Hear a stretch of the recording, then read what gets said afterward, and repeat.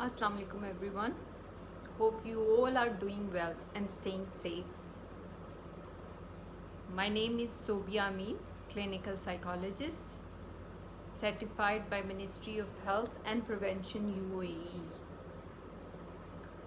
And today's live session is on questions and answers you want to ask about psychology, and I'll be responding back about them.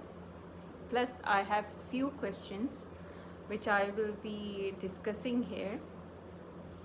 So, hello everyone. First question was, what's the scope of psychology? Someone asked me why should they study or start the subject psychology? So my answer is, there is lots of opportunities when you do clinical psychology. It's not restricted to any one area, just like any other subject is restricted to just one area. If you're a clinical psychologist, you can work as a counselor in schools and university. You can work as consultant clinical psychologist in clinics and hospitals. You can even work as a counselor in airports and with airlines. So, and plus you can work with HR manager in different sort of businesses. So with psychology, you have to be creative to fit in yourself in different fields. And plus, if you are creative and you have potential and you know yourself, you can make space for your position anywhere. I usually think that no one is born with a space for them in this world. There's no space for anyone in this world. But yes, when you come to this world and you start searching for a place for yourself and you start struggling for yourself, you do find space for yourself. And it depends upon you, that how much you believe in yourself about your potential. So if you believe you have potential and you can do it, yes, you can do it. You can opt any subject and you can succeed in it by using it creatively. So psychology is not just restricted to one area or one workplace. So you can think about it creatively and you can start working on it. You can I would recommend that any one of you who wants to work in any field should try searching before they select a field. They should search where they can work, how they can work, and what are the opportunities they are going to get. And as I'm a clinical psychologist, I myself think that I have a lot of opportunities to work at so many places. It depends upon us that how we think about it. Now, many people ask how to handle teenagers. First of all, I would say, Walaikum Assalam. First of all, I would say that training begins as very young age, as young as 3 years old, and because the children are at hypnotic state till they are at 7 years of age. So you can help them, you can suggest them, they are very suggestible. You can train them as you want to, through your actions, not just through your words. And be friend with them, give time them there and then, because as they are young, they need lot of your time. But as they grow up, they become more independent and they don't want you that much as they are dependent on at a very young age. Walaikum Assalam. So as a teenager, if you want them to work on them, or as the teenager, you have to start working on them from a very young age of 3 years, so that you have a very friendly relationship and they have confidence in sharing everything they do instead of hiding. Because if you keep punishing them when they are kids, when they are small, the thing they will learn is they won't like stop doing behaviors, or they won't stop themselves. Instead, they will start hiding things from you. And I know you don't want them to hide things from you.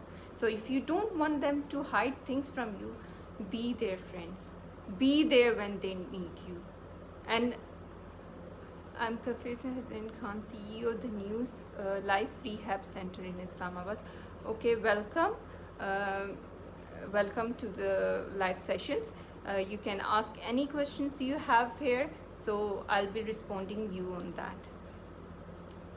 Then if we think about life, life is growth. Wherever you get stuck or wherever you stop, that's the point where you become stagnant. Like any water which stops and it becomes stagnant, and it smells.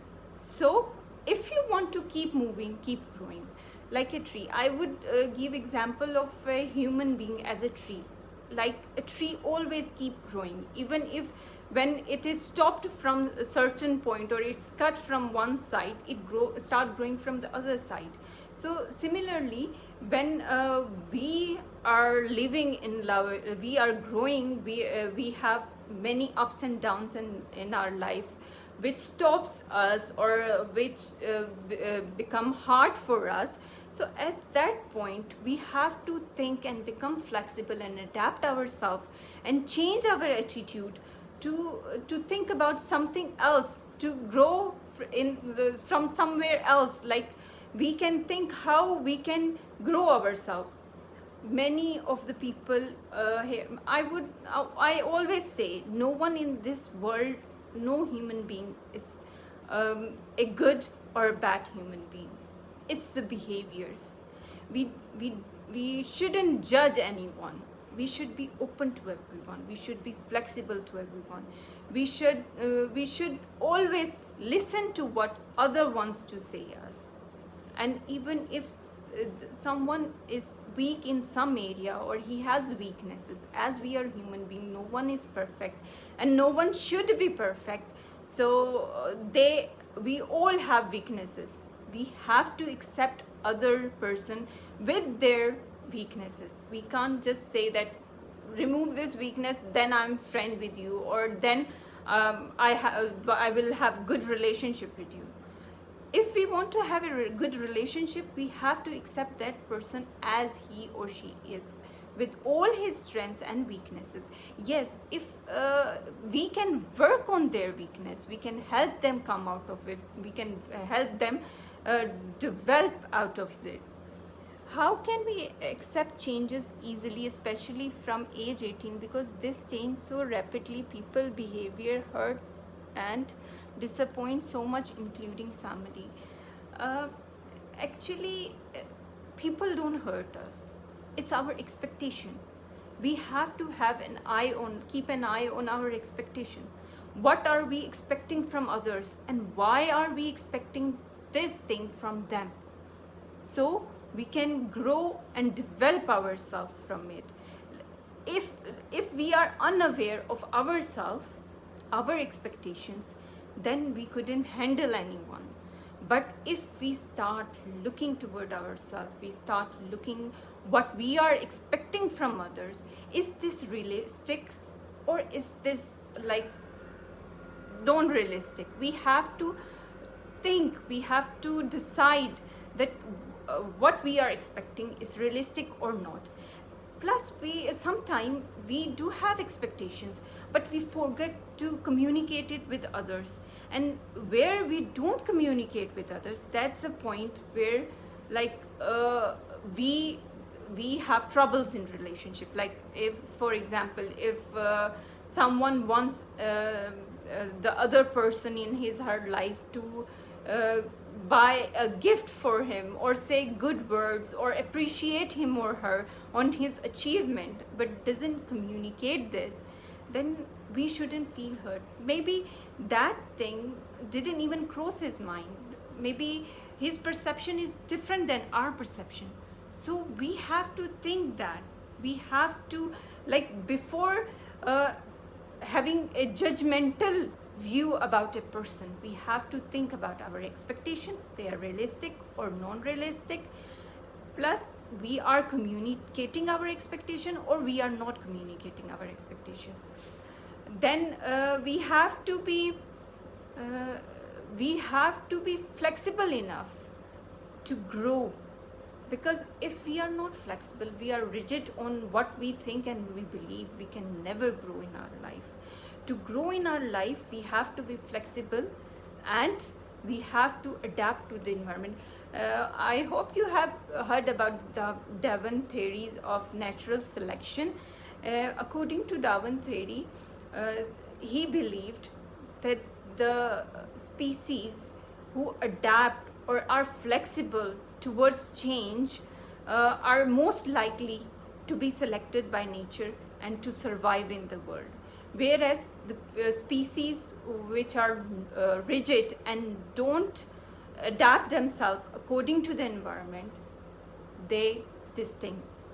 So they finish from this world, they become extinct in this world.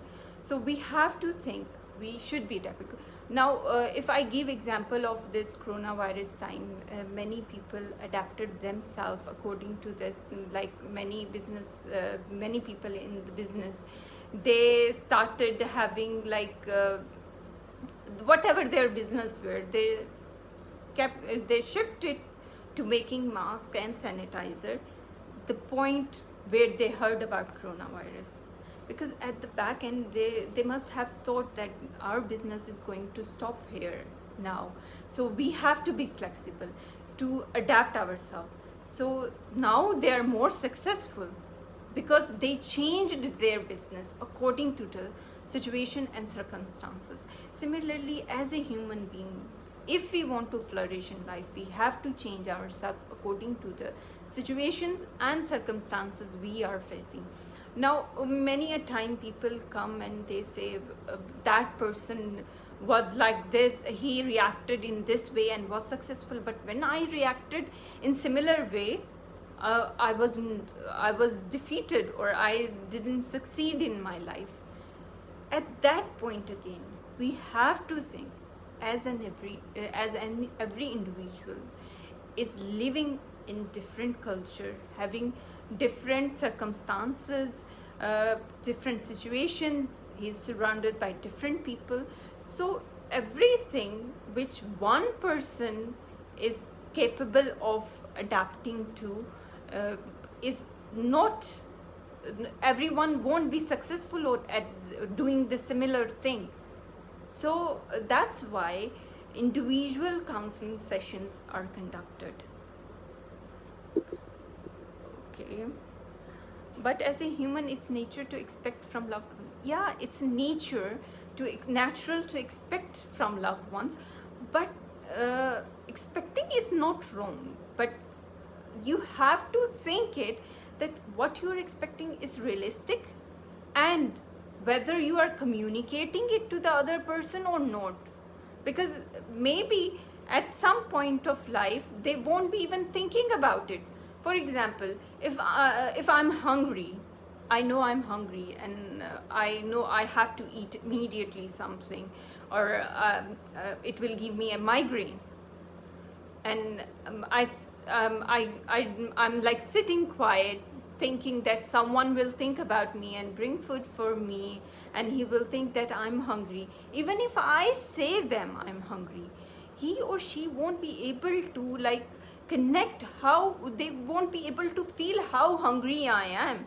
Maybe they will think that I can go hungry for half an hour before they finish their work, and then they will serve me or something like this. So our condition, we know better. We know how we are feeling, what are our emotions, rather than other people who are around us. They, even if they feel or they think or they empathize with us, but they can't like feel what we are feeling at that point. Something about anger as well, how an out of control anger can hurt and how it can be managed. Yes. Can you like explain the question, because I didn't get your point. Something about anger as well. Okay, whenever we talk about something which other person is not expecting, or which hurts him, the other person become angry. And even if someone talks something bad about us, we feel angry. It's natural, and it's a natural emotion. And how an out of control anger can hurt and how it can be managed. Yeah, if we try to communicate at that point, when we are angry, we will say something which will be destroying and damaging and hurting for the other person. So if we want to communicate something, first we have to cool down ourselves. We have to become calm before we communicate our anger. So in this thing, we have to communicate assertively. Now assertiveness is the midway.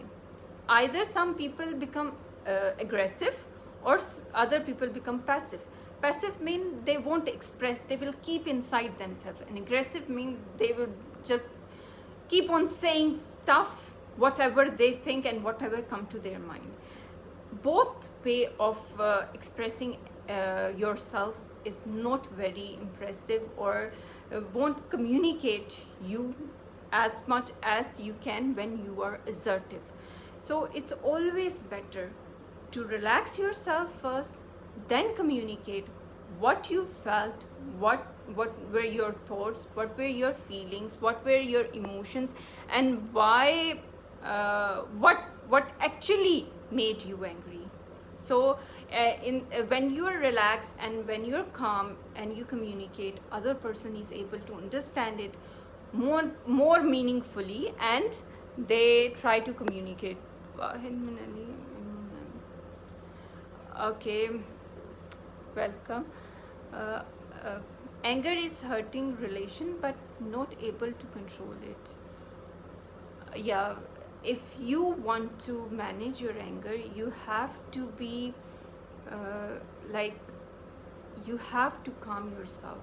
You have to think why and what makes you angry, because without knowing yourself, you can't help yourself. The first thing is self-awareness. If you are aware about yourself, your emotions, your character defects or weakness, you're able to work on them. But if you're not self-aware and you don't know why you react, why you get angry, the chances are you're always going to do that. So if you want to control yourself, first you have to know yourself, know thyself. How to stop obsessing about little matters. Okay, obsessing about little matters, sometimes we keep thinking about, we keep worrying about worries. Now in that scenario, what happens, that if it's a real situation and you have a situation where you are worried or where something went wrong, you can come up with solutions. You can come up with solution there and then. You can think about pros and cons of that situation. But if it's just assumption, it's just worrying about worries, as it is not real situation, you will think one worrying situation, you will think you will think the most negative consequence about that thing, that worry, and then again more negative. So you go through the vicious cycle of negative circle. You don't come out of them. So it's always better to stop thinking, to just live in the moment, to think about the solution you are facing, not about what you will be facing in the future. Past and future thoughts are always disturbing thoughts, because you can't do much about them. You don't know, you can't predict your future. You can't change you can't rewind your life in the past, and you can't change it. So it's always better to live in present, think about the present moment, deal with it there and then, instead of just keep thinking about the future or the past. If you keep thinking about past or future, you will waste this present time and you won't be able to overcome or do things you can in the present. How to develop my knowledge? To develop your knowledge, you have to research on things, you have to go through books, you have to read books, you have to sit with experienced people, plus you learn a lot in your field about things around. Ma'am, sometimes I'm talking with myself and become angry because of my past about fake relationship, relatives affair. So how will I feel good? I mean, as normal because of this. We think that we can forget the past. We can wipe our memories. That's a wrong expectation. That's not realistic. So don't focus trying to forget your memories or forget the things happened in past. Instead, you have to focus on the present, that what you should be doing now. When you try to forget something in the past, you are recalling it off and on because you are thinking about it. You have to stop thinking about that stuff. You have to start thinking about the present. You have to consciously work on present. And if still you have problem with it, I would say that you should go for individualized sessions from a clinical psychologist. Can't do any work properly. Okay, Afsha, I can't say anything about it, that you can't do anything properly, because you have to explain it. I have to know about it, which work you can't do properly, or what are the causes that you think that problematic for you. So physically here but mentally absent. When people are physically present but mentally absent, they are mostly obsessed or preoccupied by things around them. They might be preoccupied by their past, their future, their work, the people around them. So you have to think about it, like what's causing difficulty for you. You have to be attentive to your thoughts. So in this case, I would recommend you to start writing down thoughts and keep a journal for yourself, so you can know what you are thinking and how it's disturbing you. I used to feel my shoulder numb. Why this is happening? Okay. First of all, I would say if you feel something physically wrong, you should go to a physician to clear up that there's nothing wrong with your physical condition, because sometimes when we ignore our physical condition, that's also not good, and we come to know there's something wrong with our physical condition.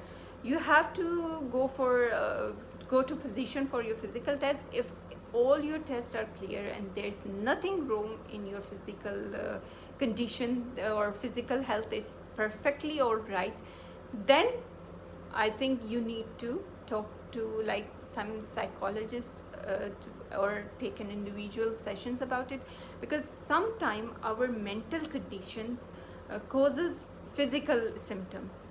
As a nature of Asian people, they don't express, especially the females, don't express what they feel, and they don't try to explain, they're scared of many things around them, like what will people say, what will happen if I express myself. So they don't express themselves and they keep themselves into them, and which become problematic and stressful for your brain.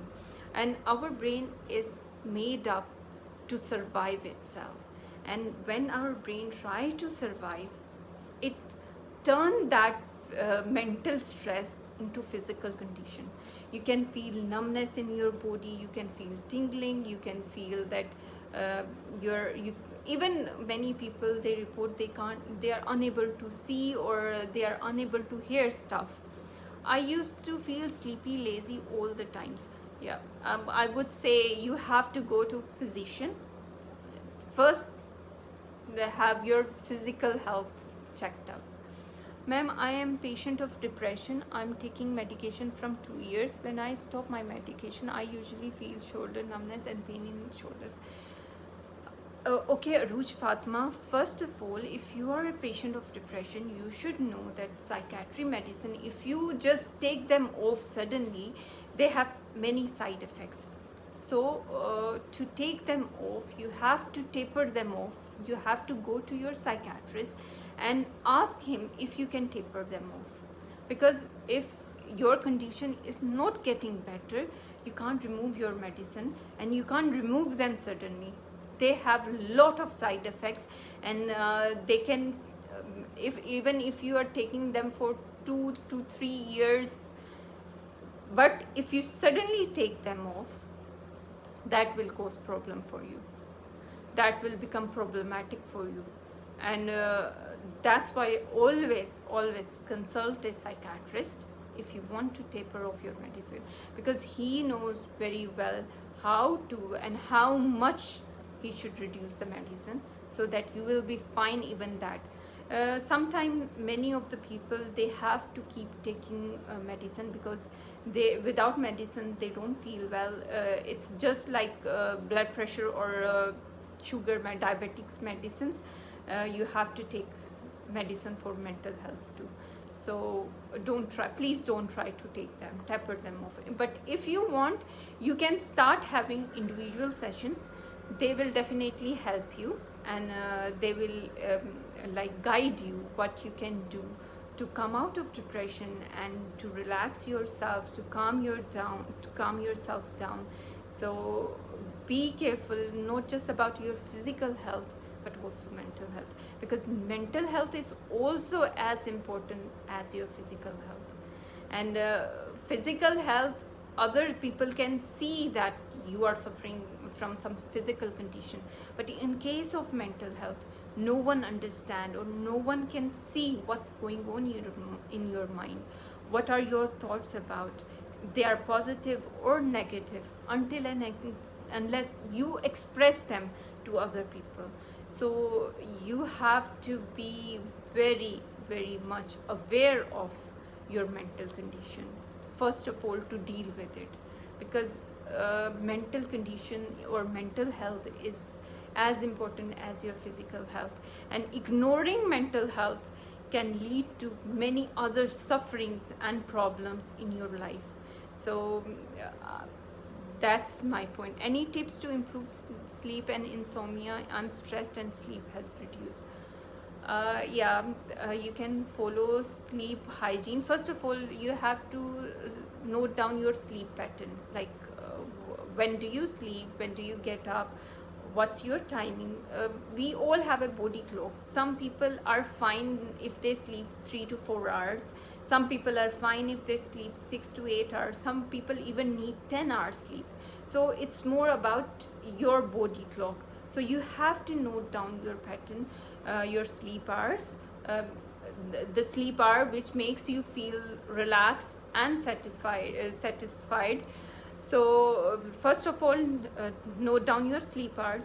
Then you have to look after your sleep hygiene. In sleep hygiene, you have to be very careful about what you eat and what you do, because mostly we associate bed with other activities. Like most of the people, they lie down on the bed and they keep playing they keep watching their mobiles, or they keep talking to someone, or they associate with games.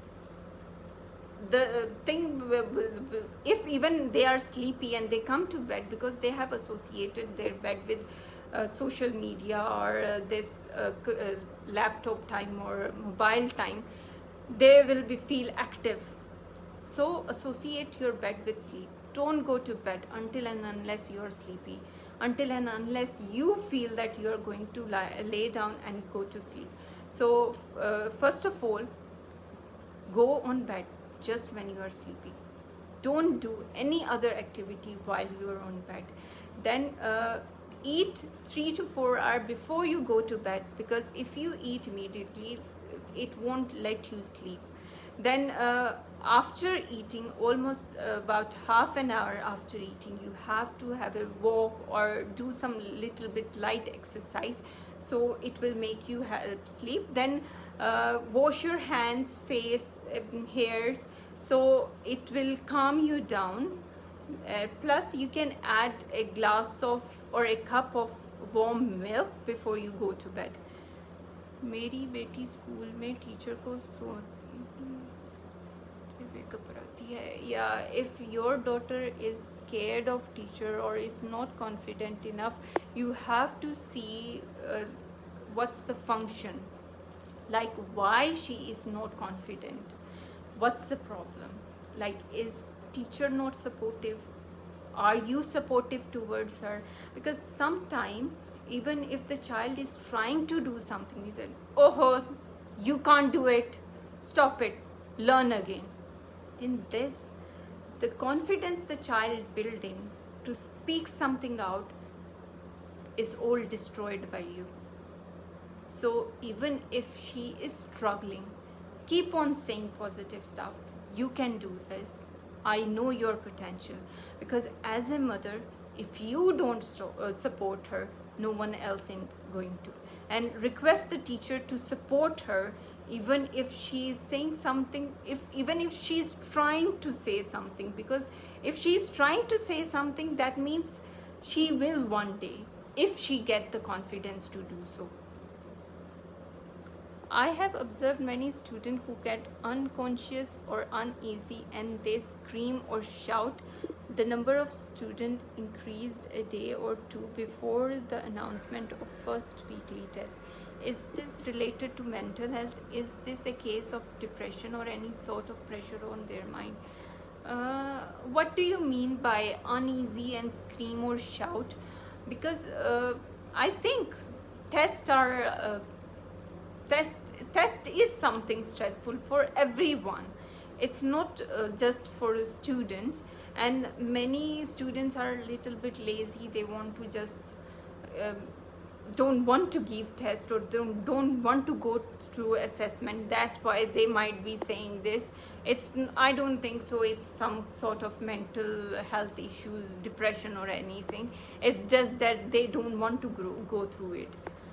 Ma'am, always with the consultants I taper off my medicine. Ma'am, when I argue with people, when they fight with me, why anxiety goes at peak? I like arguing and fighting triggers my anxiety. I did a lot, have taken sessions and also consulting with psychiatrists, but I'm unable to get out of this situation.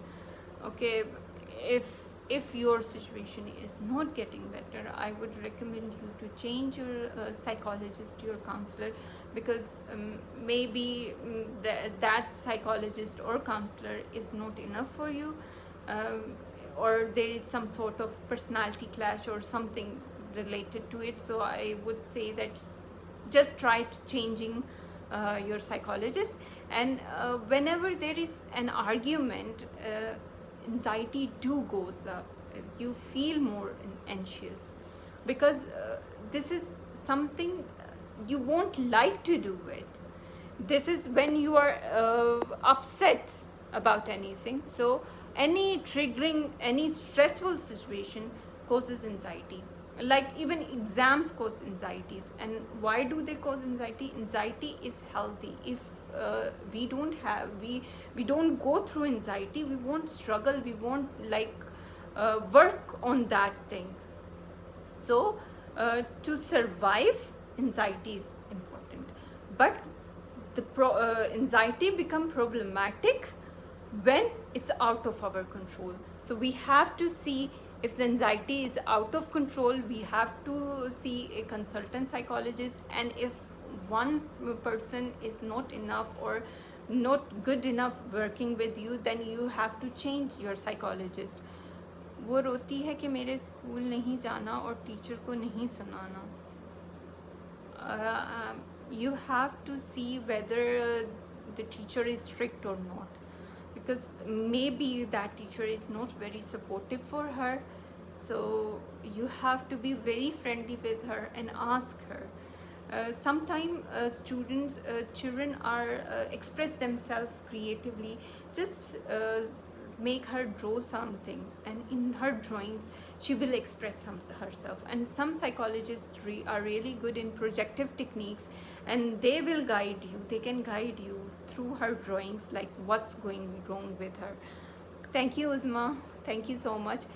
So you have to take your child for counseling. Thank you.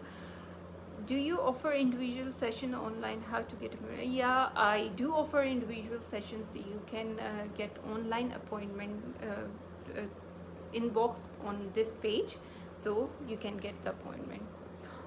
Welcome, Aruj.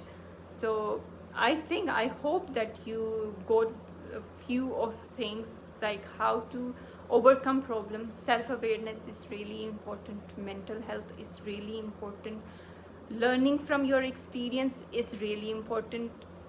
Going to a clinical psychologist, counselor when you need is really important. I mean, they stay still or can't move. A condition like epilepsy, like muscles contraction, to few of them. The other just stay on their seat, unable to do any activity.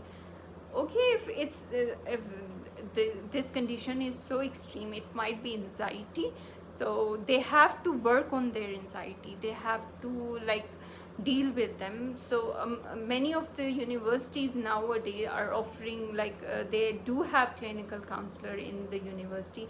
So do say them, make them aware to go to a clinical psychologist or counselor in the university, so they can get help.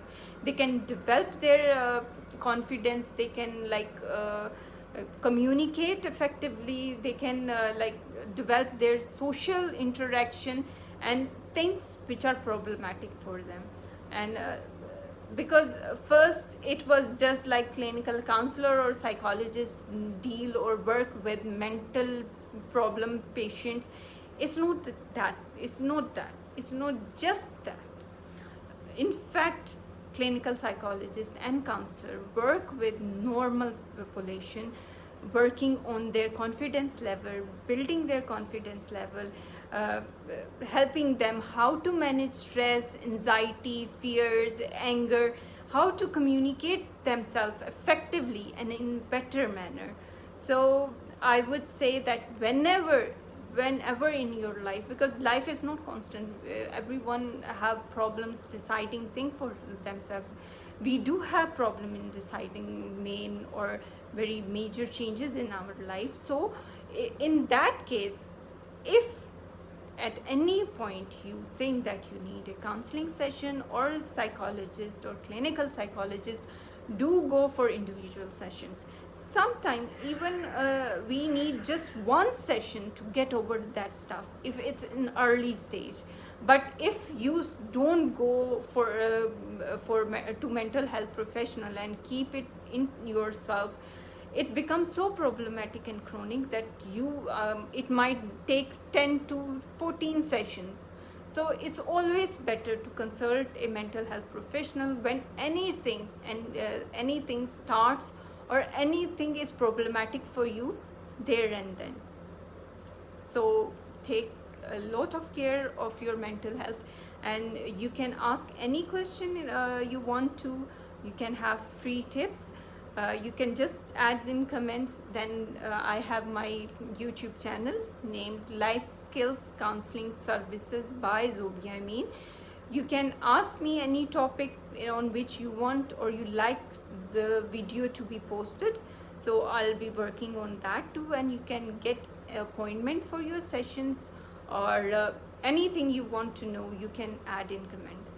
As a teacher, I can guide them to go to the clinical psychologist. Is there anything else on my part being a teacher?